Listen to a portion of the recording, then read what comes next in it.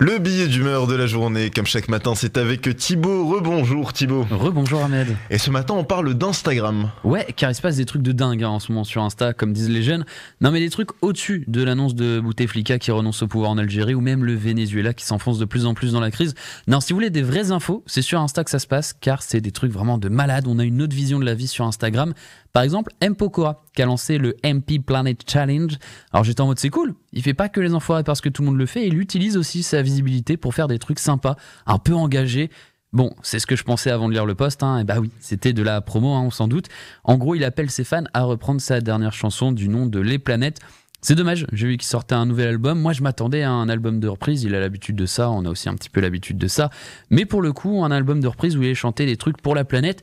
Puis il y a plein de classiques qu'on pourrait reprendre pour parler d'écologie super facilement. Allez, je vais vous donner 2-3 idées du style. C'est ma terre, ou bientôt je ne pourrai plus m'asseoir. On aurait pu aussi avoir un petit... Il naviguait en mer peinard sur la grande mare des plastiques. Et s'appelait la planète d'abord, la planète d'abord. Et un autre titre qui aurait pu marcher, il y a aussi ça. Quand la terre me prend dans ses bras, elle me parle tout bas, je respire la vie pour Dieu. Je sais pas si t'aurais été d'accord, mais ça aurait été stylé, ça aurait été engagé, ça aurait été un bon album de reprise avec un vrai message dedans.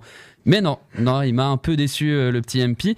Mais c'est pas très grave parce que sur Insta, il y a toujours de nouveaux influenceurs. Et dernièrement, c'est pas n'importe qui est rentré dans le Instagame. Ça nous vient tout droit d'outre-Manche. C'est ni plus ni moins que la reine Elisabeth II.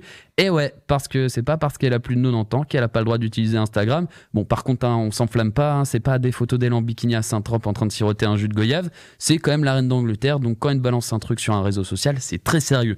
C'est une photo d'une lettre des archives royales qui date de 1843. Ah ouais, clairement, ça te change des photos de chat ou de selfies de micro-starinette. Ah bah ouais, c'est un autre monde, mais c'est vrai que c'est un truc de ouf les réseaux sociaux. Même moi, je me fais avoir. Bah ouais, génération Y, génération connectée, man. Perso, moi, je suis le fight Karis Bouba. Je sais pas toi. Ah ouais, moi aussi. Et on sait tous qu'il va jamais y avoir la bagarre. Mais je sais pas, j'aime bien, je les trouve divertissants. Ils sont drôles en vrai. Voir deux types jouer les gros caïds à base de il te manque tes organes reproducteurs alors qu'on sait qu'il se passera rien. T'en as un qui est en mode tu n'y rien, ou l'autre c'est Suisse pour les spectateurs, Moré. Alors qu'au fond, ils savent très bien tous les deux que l'autre signera pas le contrat. Et ils en sont tous les deux très contents surtout.